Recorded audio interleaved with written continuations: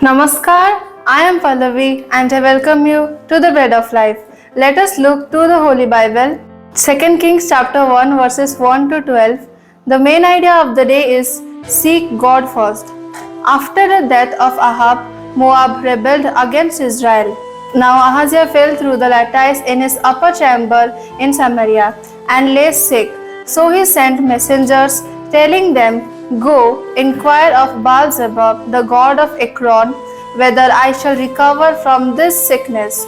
But the angel of the Lord said to Elijah the Tishbite, Arise, go up to meet the messengers of the king of Samaria, and say to them, Is it because there is no God in Israel that you are going to inquire of Baal-zebub, the god of Ekron? Now, therefore, thus says the Lord, you shall not come down from the bed to which you have gone up, but you shall surely die. So Elijah went.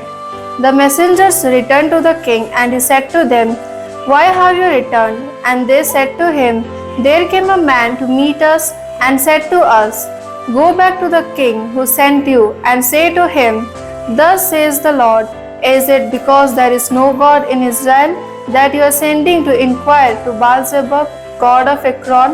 Therefore you shall not come down from the bed to which you have gone up, but you shall surely die. Let's understand the word of God. The book of 1 Kings ended with the death of Ahab, the worst king in the history of Israel.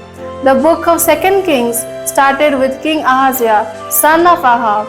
He disregarded God, worshipped idols, and continued to do wrong even though he saw how his father died being judged by God.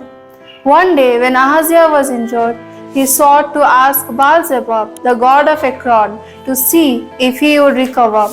God rebuked Ahaziah for being foolish enough to seek Baal-zebub instead of him, and told him he would soon die.